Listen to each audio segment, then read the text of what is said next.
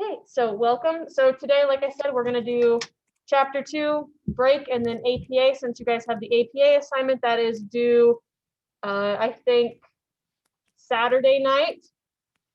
But it should hopefully, once I explain to you and show you guys like some of the shortcuts to that, it hopefully will not take you guys very long to do.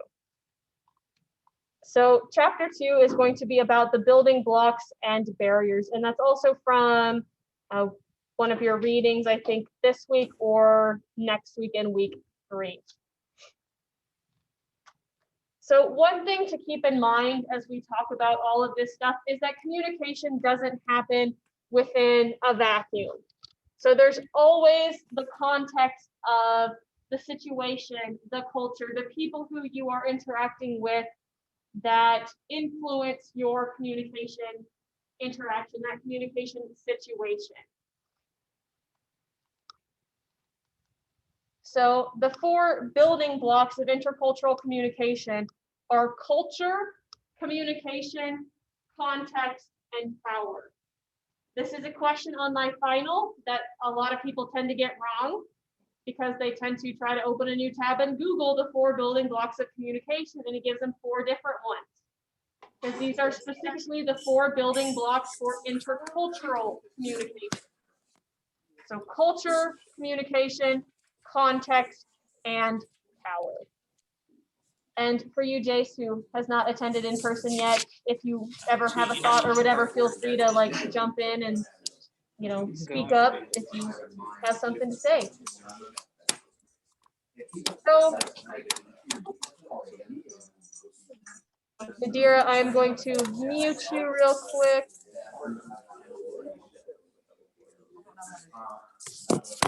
In order, Look at them, they're all. There's a lot of business with Chinese names. Okay, there we go. Okay. So, building block 1, culture. So, culture is a learned set of patterns that involve perception, values, behaviors that have to be shared. Because if you have one person, you don't have a culture, it has to be shared with other people that are dynamic, which means they are changing all the time, and heterogeneous. So they are different for each individual person. So culture is learned and culture is shared. So we don't pop out of the womb knowing how to speak English or knowing how to hold a fork versus chopsticks versus, you know, whatever else.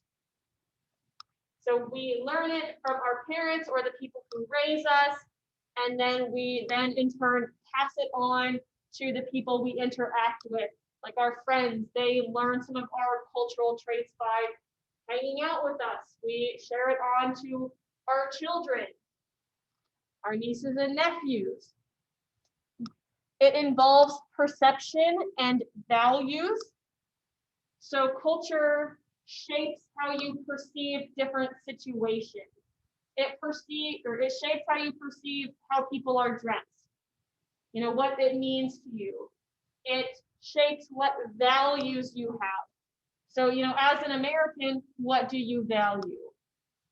That is shaped by how we're raised. Americans tend to value individualism. You know, I am my own person. While other cultures tend to value more collectivism. You know, we are a collective, we are a group. What can we do to work together? That's not saying either of them are bad. It's just saying that they're different. It's a different way of looking and thinking about the world. It involves feelings. So how we feel about things are shaped by how we're raised, which culture we are born and raised into. It is expressed as behavior.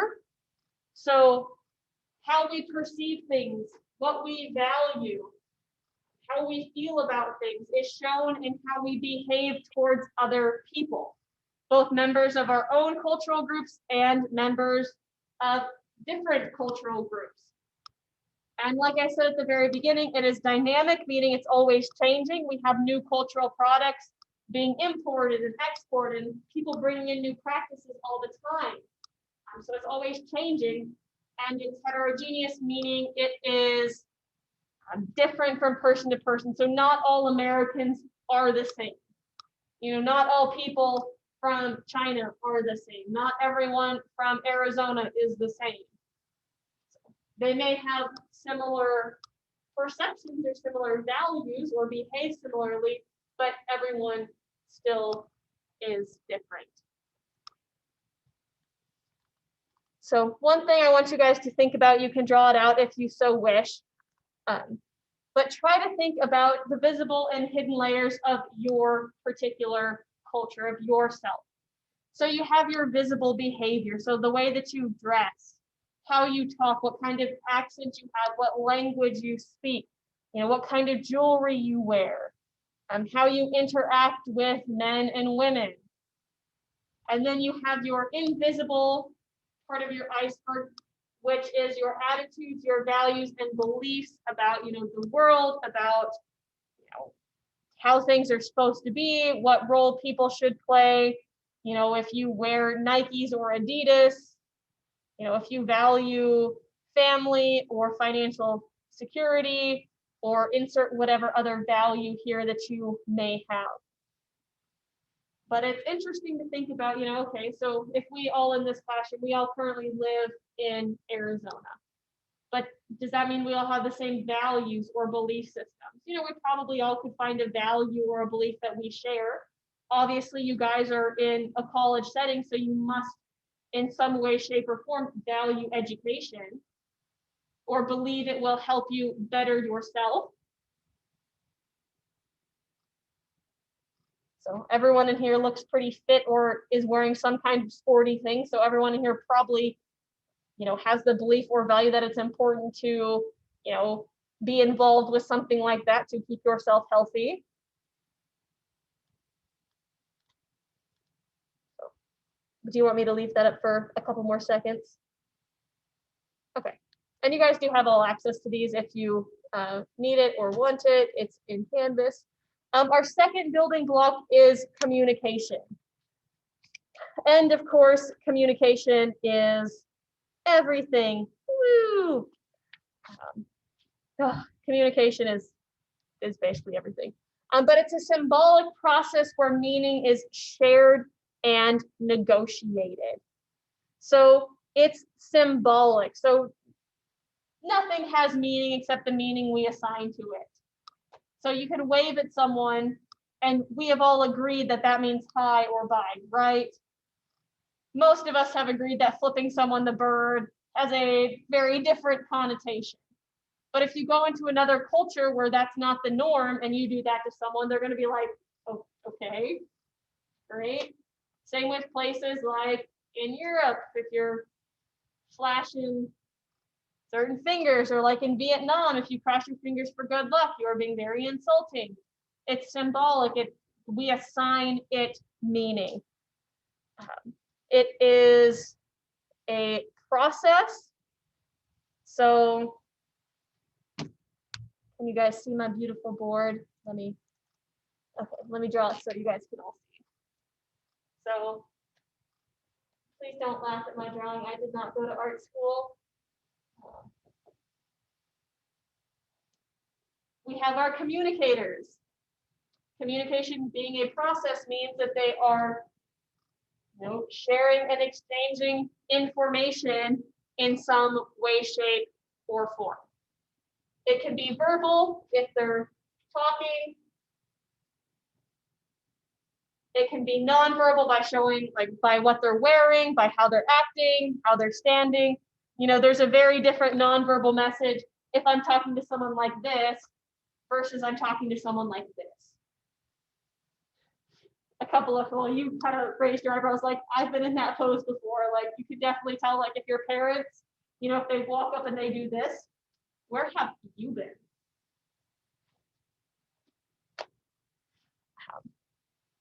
And then we have our channel in which it takes place. It could be, digitally, like I'm talking to the people on Zoom. It's a virtual process. It could be here, we're face to face. The channel is my voice, the air here in this room. And then it takes place within a context. So what is the context of the interaction? Right now, we're in a school context or an academic context. Are you just with your friends? Is it very informal chatting with them? Are you asking someone to marry you? Are you telling the story about insert whatever here? You know, are you on a bus or a train? So all of those affect how you are communicating. It is sharing and negotiating meaning. So you have to agree on a particular meaning of something for communication to take place, right? So communication can have different meanings, like, you know, words have different meanings. You pull open a dictionary and the word has like 5 different definitions under it. But we need to check in with whoever we're communicating with to make sure our meaning is getting across. Because if I, you know, say, you know, I love your boots or whatever, you know, there's a couple different meanings there based on how I've said it. Like, no, like, I love your boots, or like, I love your boots. That was kind of a weird inflection. I'm sorry. Like, that was not the message I was intending to go for. But, you know, based on tone of voice, based on context, the meaning can be different. A good example of this is like, yeah, he stayed over at her house, or, oh yeah, he stayed over at her house. So, but we tend to make assumptions when we're talking about meaning, which can definitely lead to miscommunication. So sometimes you just might have to ask and say, hey, this is what I heard, but what did you mean? Or is this what you meant by saying that? And that's honestly just kind of a general good skill to have in just with your friends and stuff, because if you assume bad intentions, then that's what you'll find. But if you assume that people are generally not intending to be butt heads or whatever, then people turn out not to be butt heads. It's dynamic, so it's always ongoing, it's changing. So, you know, a certain change in tone of voice or a change in eye contact can definitely change the meaning of a communication situation. It doesn't have to be intentional. So if someone falls asleep in my class, that might not be intentional of them, but it still sends a message. But I could interpret that message in different ways. I could say, okay, well, you know, Jace is falling asleep in class, so that just must mean he doesn't like me as a teacher, he doesn't want to be here. Or it could be like, you know, maybe he had a really hard practice last night or had to get up really early and is just really tired and just fell asleep. So what kind of, you know, motivation am I assuming behind that? What kind of message am I getting that he's unintentionally sending? Or if you aren't feeling good that day, you could unintentionally be sending messages that you don't really want to be talked to.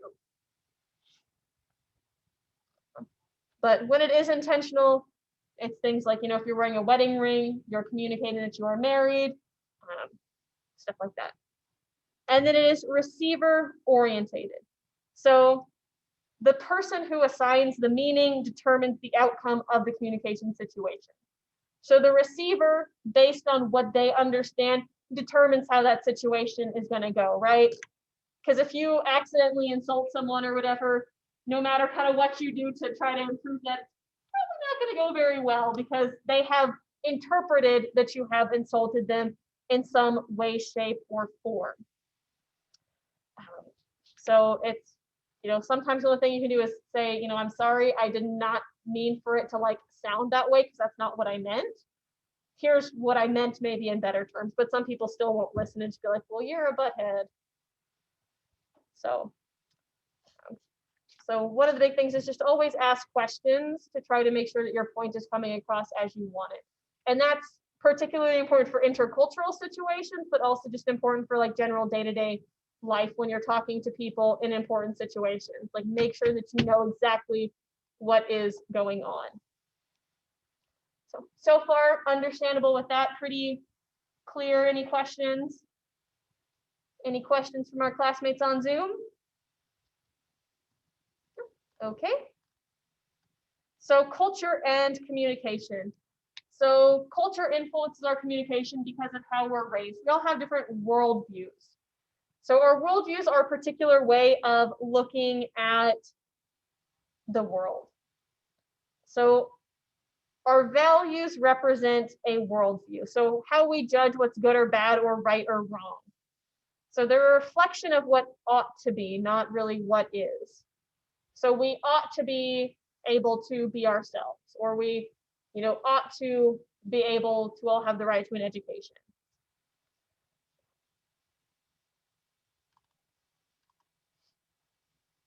So there's different value dimensions. Oh gosh, okay, so there's only 2 slides of it.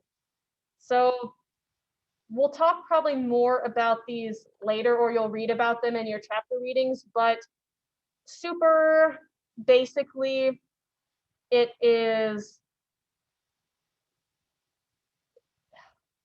okay, so basically power distance is how much we accept unequal distribution. So the US we are very low power distance. We don't accept a lot of distance between people. So when you guys are in class, you should, at least most time, feel free to ask questions and interject and try to get understanding, right? I hope you guys are not so intimidated by me that you are scared into silence. But in other cultures that have a higher power distance, you are the student. You don't ask questions. You take every word that comes out of your teacher's mouth as gospel, right? But that's more of like the Asian cultures. But US, we have low power distance. Places like China, high power distance. So how much power distribution are you willing to put up with? Americans, not very much. Places where there's a strict hierarchy, more. You have your masculine, feminine value.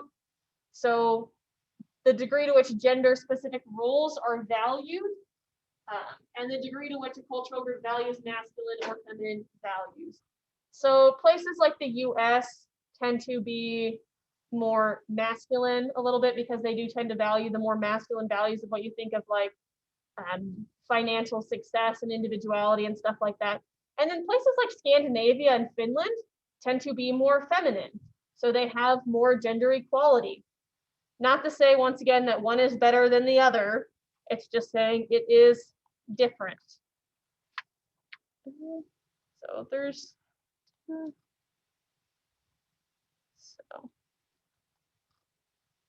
and then uncertainty avoidance is how you feel in ambiguous situations. So do you avoid uncertainty by avoid trying new foods, or avoid traveling internationally, or don't like to go and try new things? Versus if you aren't avoidant, you tend to go travel a lot more. If one of your friends is like, hey, let's go try this weird restaurant that I heard about, quote unquote weird, then you're totally kind of down for that. A lot of that is personal in general, but Great Britain, Sweden, Hong Kong, the US, we tend to have a lower uncertainty avoidance. So that means we have fewer rules, accept dissent, and are more comfortable taking risks. So it deals also with rules. So if you are higher avoidant to uncertainty, then you have more rules and laws in place. So places like Japan, China are more high uncertainty avoidance. So more rules and laws, less accepting of dissent, and less comfortable taking risks. And then we have long-term versus short-term orientation to life. So a society search for virtue versus truth. So long-term is looking for virtue.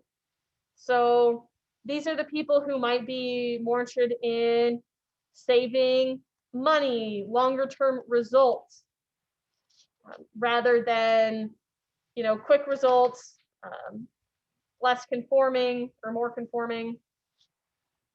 So the US tends to be more short-term orientation. So we tend to have more of that pressure to conform and keep up with the Joneses, maybe spend more money doing that get rich quick stuff that is really so popular here in the US.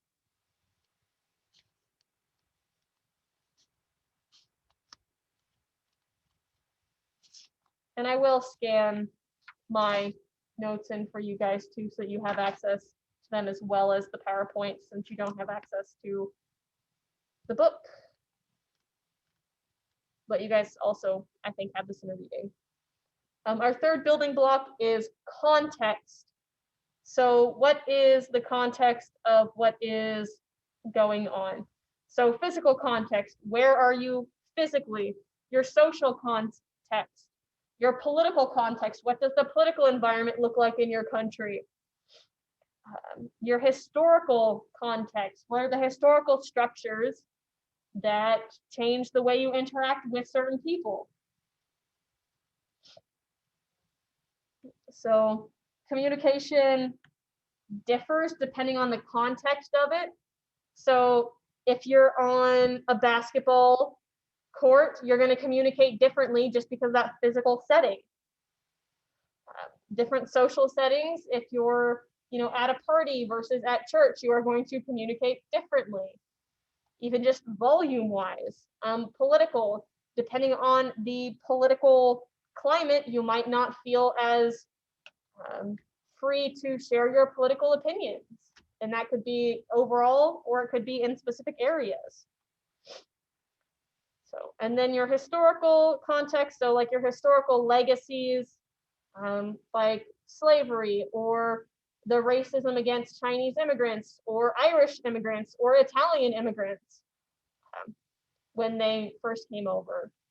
So that might influence how we interact with people from those different places or how they interact with us. And then power.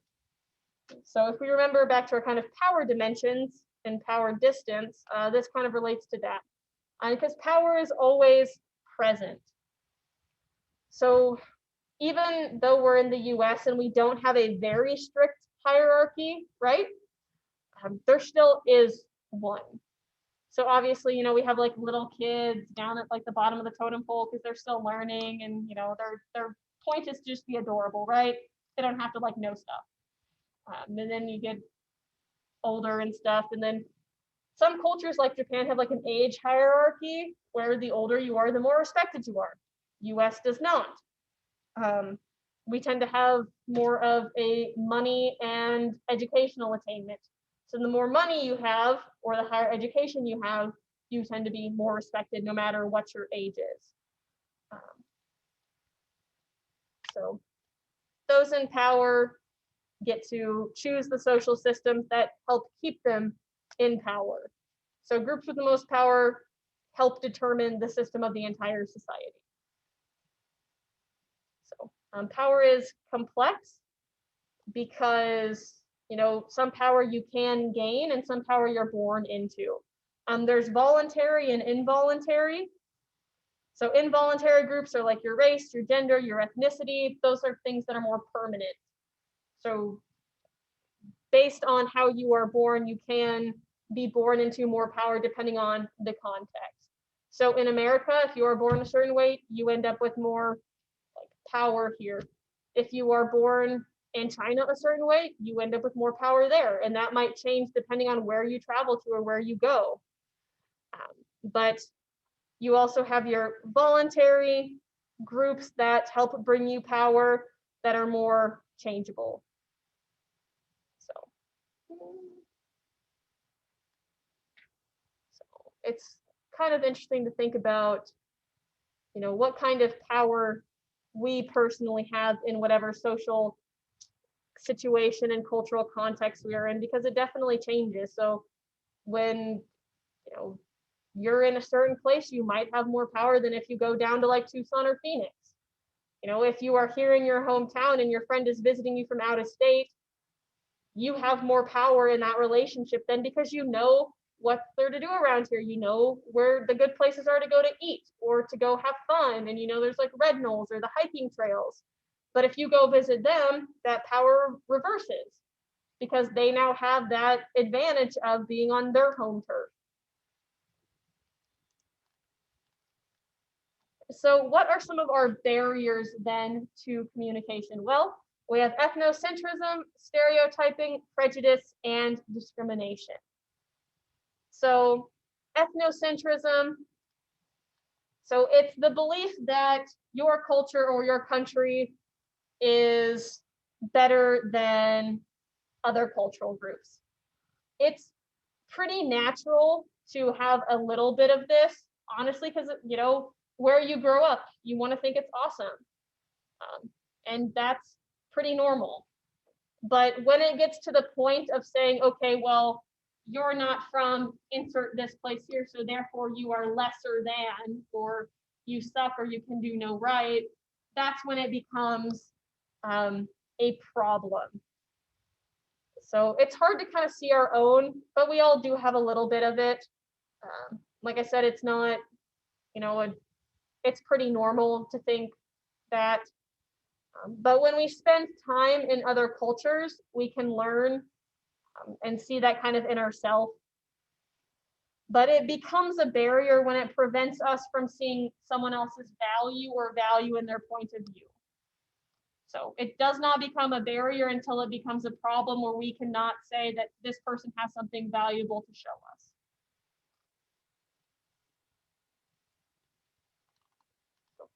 The second is stereotyping, which is also a very normal brain shortcut. So it's widely held beliefs about a group of people, and they can be positive or negative stereotypes.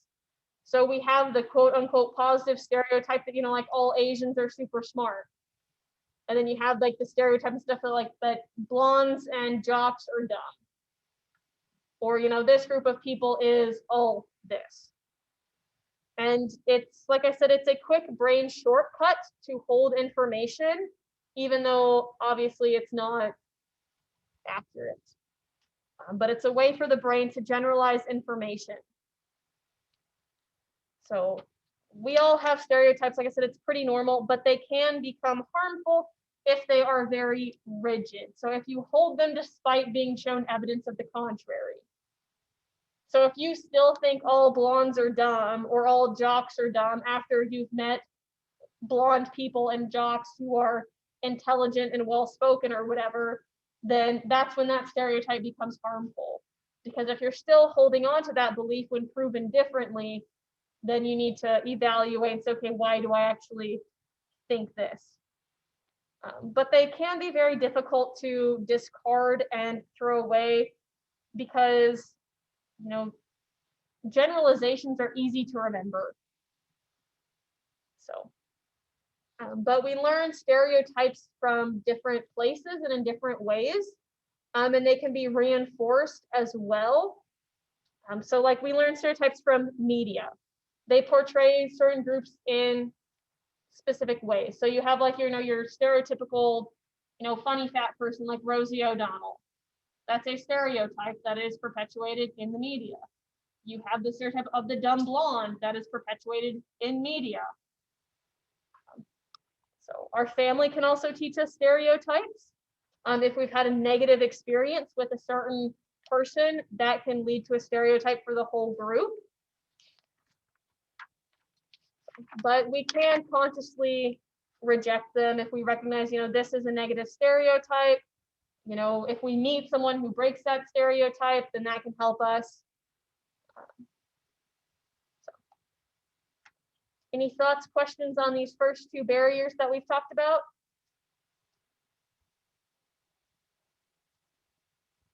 Okay. So prejudice, negative attitude towards a cultural group based on little to no experience. So if you are prejudiced against a group of people, you have probably never met anyone in that group.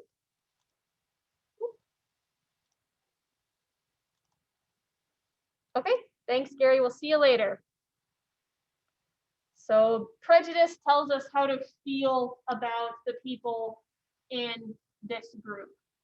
So if we're going with our stereotype of, you know, like, oh, blondes are dumb or whatever, then prejudice would say this is the way we have to treat them because they aren't as smart as the rest of us. So we have to treat them delicately, or, you know, we have to over-explain or whatever, which is obviously like that doesn't make us feel good, right?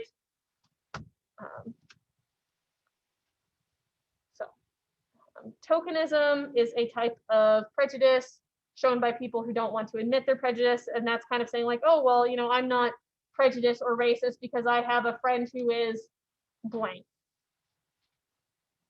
you got one token friend, that's great. But it arises from a personal need to feel positive about our own group and negative about others, because they feel threatened by other groups possibly, and it could be a real threat, or it could be, you know, a made up one. But there's different kinds. There's subtle prejudice, like that colorblind approach. There's more blatant prejudice. That's really not as, we don't have much of that blatant prejudice anymore.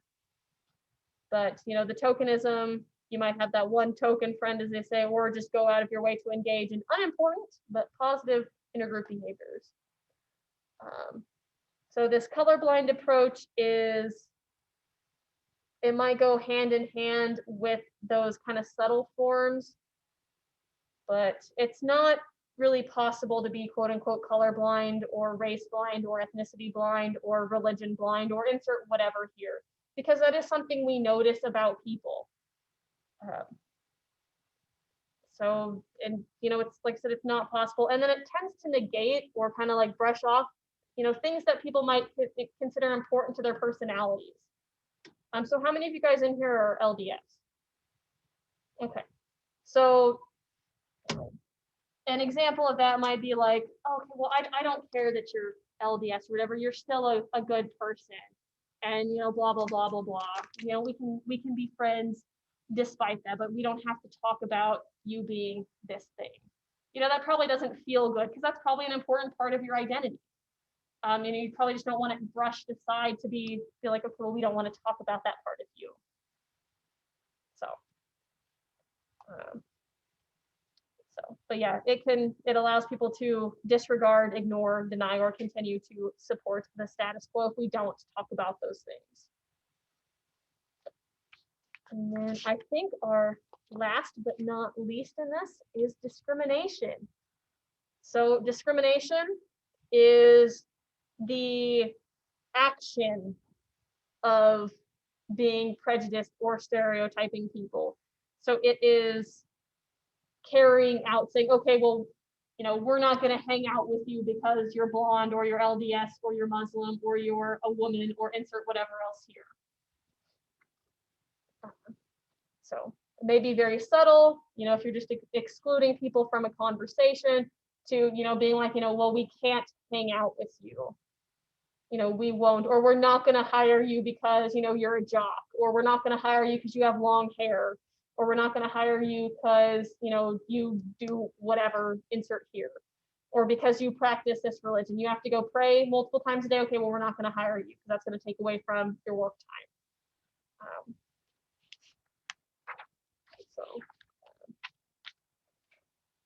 And then hate speech intended to degrade, intimidate, or incite violence or prejudicial action against a specific person or a group of people based on that group membership. So hate speech is not protected by the Constitution. So while you do have freedom of speech, that does not include things like inciting violence, which include hate speech, and like shouting fire in a crowded theater, because that puts people in danger. So pretty sure this is not protected speech. Same with like obscenity. But discrimination, it might be interpersonal, just saying, okay, well, we're not going to hang out with you anymore because you're part of this group, you know, because you're Jewish or whatever. It could be collective, you know, saying we don't want you in our community or at this organization because of your group membership, or more on a larger institutional scale as well. Like we don't want you, you know, in, you know, our country because of your group membership in this. Do those make sense?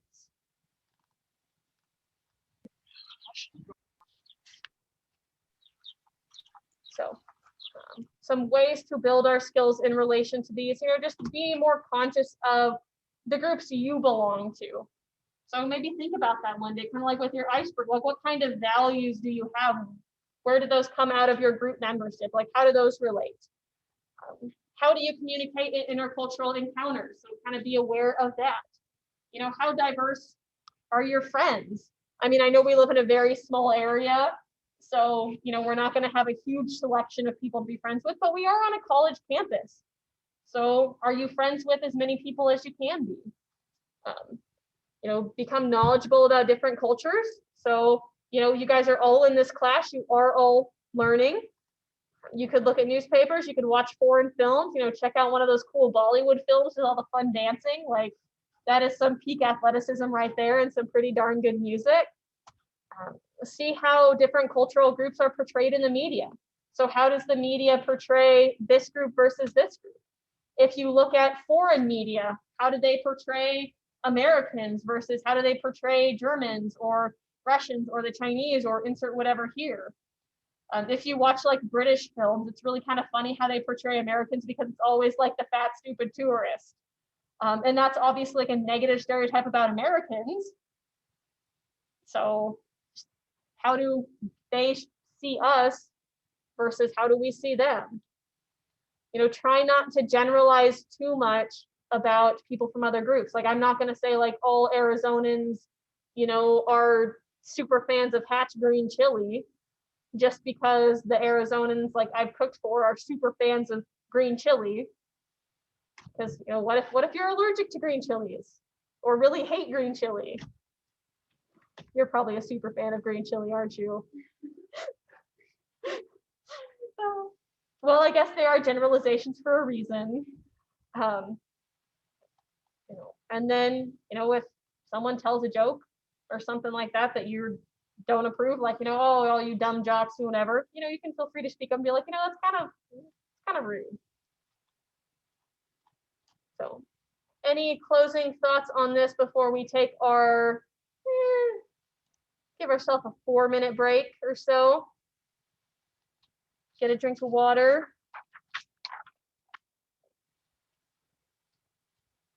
All right. Well, then we are going to